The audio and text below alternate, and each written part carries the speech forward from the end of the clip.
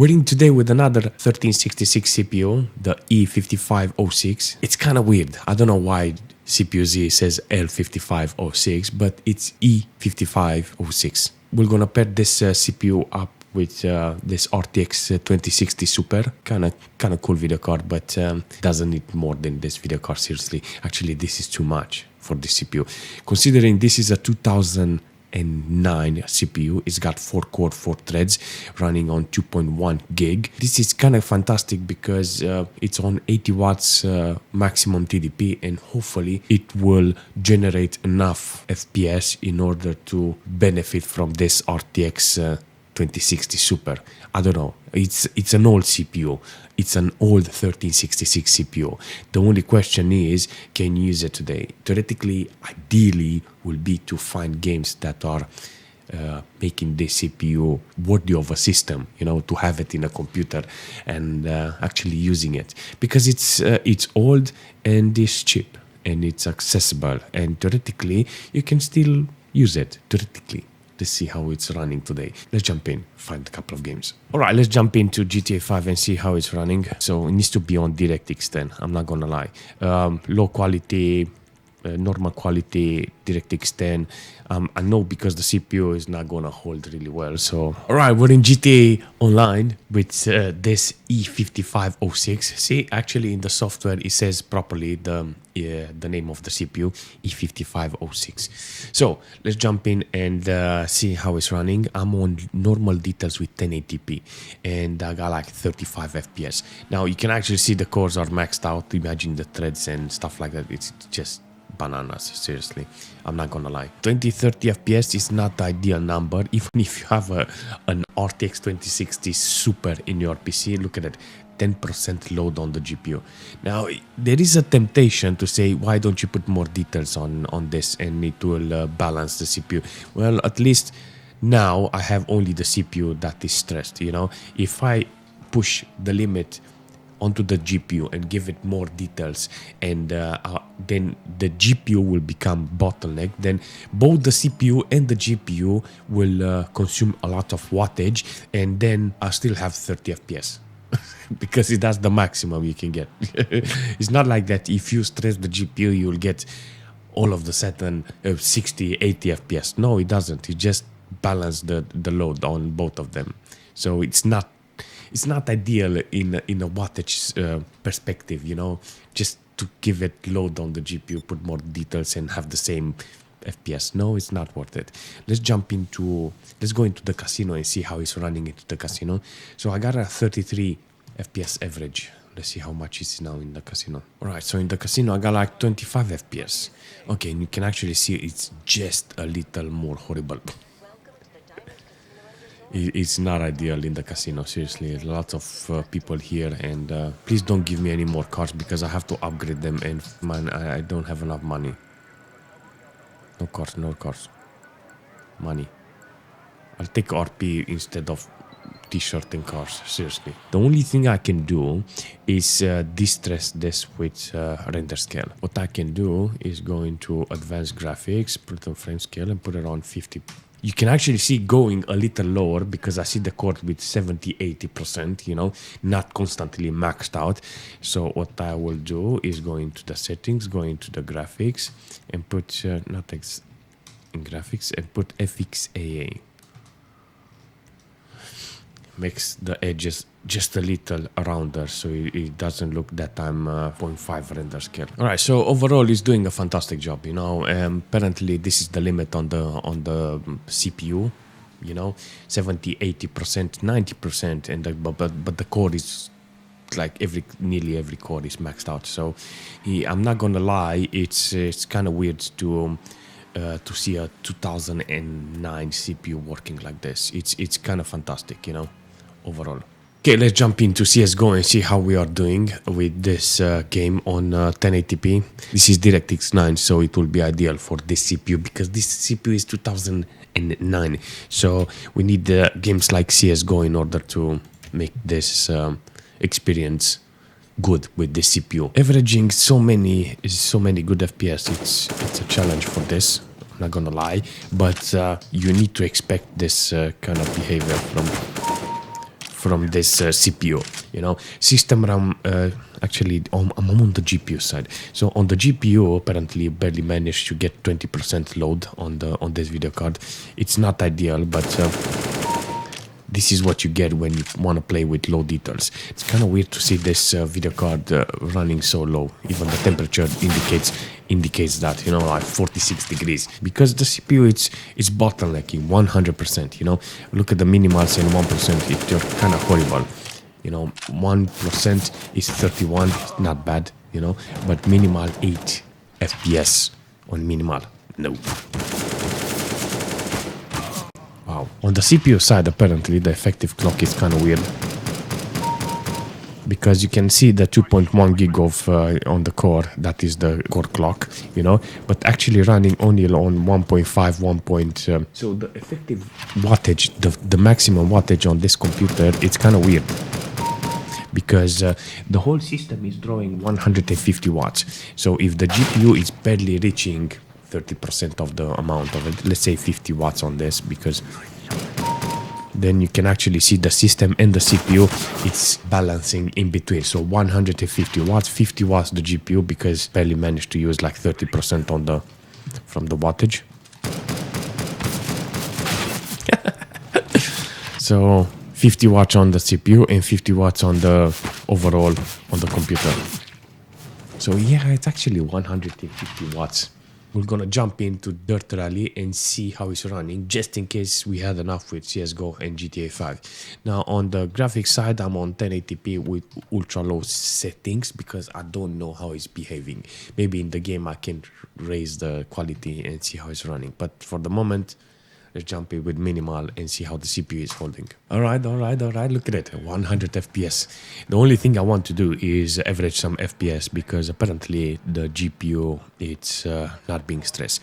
25%, so 50% it's 70 watts, half of it, 25, it's 30 watts or something. It's kind of cool to see those wattages, because on the average, I got 150 watts consumption overall on this PC, you know, so the GPU is doing not a great job. So I have to put more details into the GPU, so the GPU can do more work in this situation.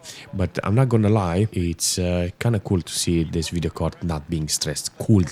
You know, because usually always I put, I always put GPU on the stress, not the CPU. So with this occasion, I get the opportunity to see a GPU that is not stressed, you know. Let's take a look and see if we can put just a fraction of more details on this graphics. Can I put as a preset? Maybe medium details. Well, apparently I got better qualities.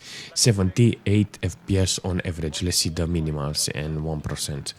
Okay, so only 27% on the TDP, apparently the total TDP. Still good, 70 FPS is still good, because I'm on 60 Hertz. So if I'm not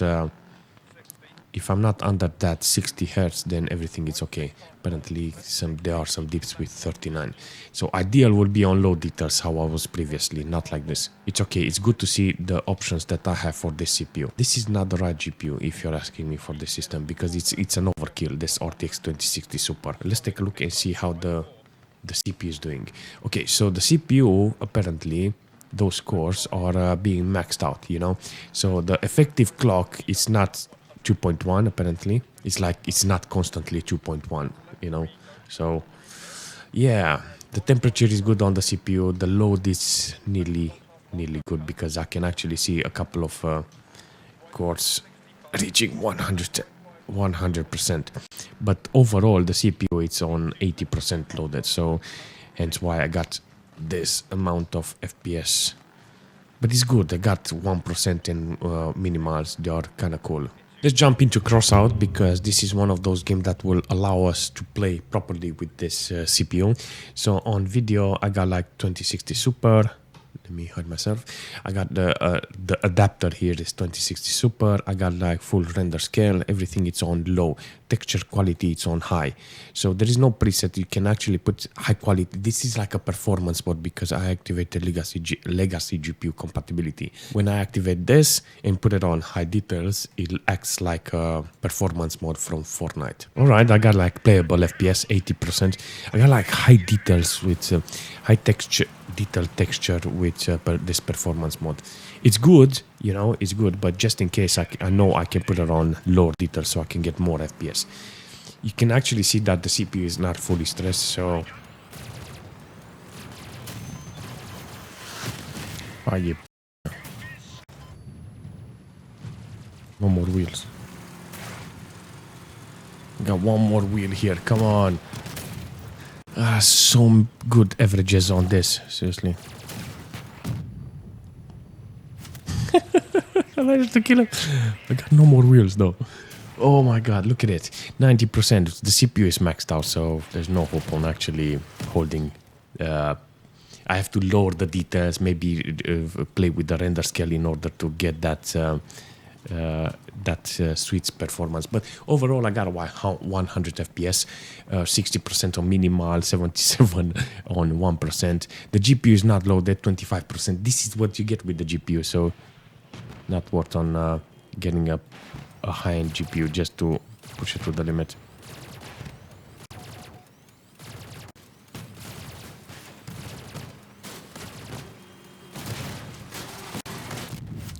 Managed to win the game. Last minute, everything. Okay, so this game is fucking awesome with this video card. Seriously, got lots of FPS. So, okay, let's jump into World of Tanks because this is one of those games that allow us, because it's got minimal, very nice performance with minimal settings. I'm gonna disable VSyncs because I want to see the maximum performance. And I'm gonna put it on minimal, and maybe we're gonna put it on minimal and low. And actually, let's keep it on low details. Low details is it's enough for this, so we can actually see some details in the tanks. Let's jump in and see how this CPU is holding in World of Tanks. All right, we're actually pretty good. Let me see if I can get the CPU on. Okay, so the GPU is still on 25% TDP, still on 150 watts overall. So this is kind of generic, apparently, what I've seen today. Or the GPU is not loaded, 1.3 gig of VRAM. Temperature is good. So all in all, everything is good. Let's go to the CPU. Can actually see the clock is good, the 58, 59. Apparently 59 is the hottest core. The first core is the hottest one. So overall the CPU is the bottleneck, but the only problem is how much are you willing to lower the details in order to get that performance back, you know. There's a lot of room to on the detail side in order to get the FPS, but depends on what games you want to play. Banana damage. Wow, I managed to get a kill, yes. Let's jump into FORTNITE and see how it's running with performance mode. This is exactly what I need for this CPU, so I'm guessing FORTNITE will be ideal for this. Overall, how we're doing. This GPU is not loaded. I have nothing on the GPU. So the GPU, it's barely loaded, 1.7 gig of VRAM. The core is like 1.4 gig, you know, with 1000 RPM, and it is on 49 degrees. That's actually cool. You can actually see that the hotspot on the video card is 63 degrees. 63 degrees on a hotspot. Come on, man, seriously. So 28% on the TDP. So overall the system is 160 watts and barely any load on this video card. But on the CPU side, overall CPU it's maxed out in FORTNITE. So 60 degrees, you can actually see that the CPU is barely struggling to hold down. So overall 70 FPS with this. I think it's ideal to lower the resolution if you want to get more FPS from this system. It's not ideal, but it's working, you know, and the only way you can do it is by distressing the CPU. 8.3 gig of system RAM, apparently that's the number for this. It's not very, how should I say, it doesn't change. I got a lot of spikes in the frame time. The GPU doesn't help me in this situation, so it's kind of horrible. So I'm guessing the only way I can take those those spikes down is to put this. Okay, so with 50% render scale, I get better frame time, but there's still a lot of spikes, you know. The FPS is still around there, 60, 80 FPS, but the only thing I want from this render scale to be, I want better minimals, and I want less spikes, you know. I don't care about the resolution, I just want less spikes, that's it. Second place is a win, so...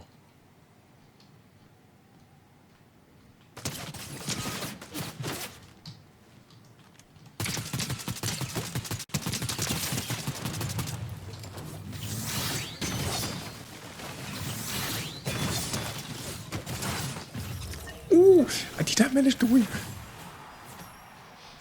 Oh, the is real with 5 millimers. How did I manage to win with the CPU? I don't believe it, seriously. I think that a win in Fortnite is the only way to prove that the CPU is still holding. I mean, it's not holding because it was very horrible. But overall, I think the CPU is still capable of delivering some performance in older titles, not with new ones. So having an RTX 2060 Super, it's kind of it's not worth it, you know, because that GPU is more expensive than the whole system itself, you know. So a better GPU would be ideal, but not an RTX 2060 Super. Overall, he's doing a fantastic job. You can have a lot of fun. There's a couple of older titles that can be justifiable on a system like this. If you wanna have an older system with older games, it would be ideal. Office, PC, maybe, and something like that. But overall, the system, it's, I mean, the CPU, not the system, because I'm testing a lot of CPUs in the system. I think the CPU, it's good because it's a low price CPU, and 4 cores and 4 threads, it's kind of interesting, seriously.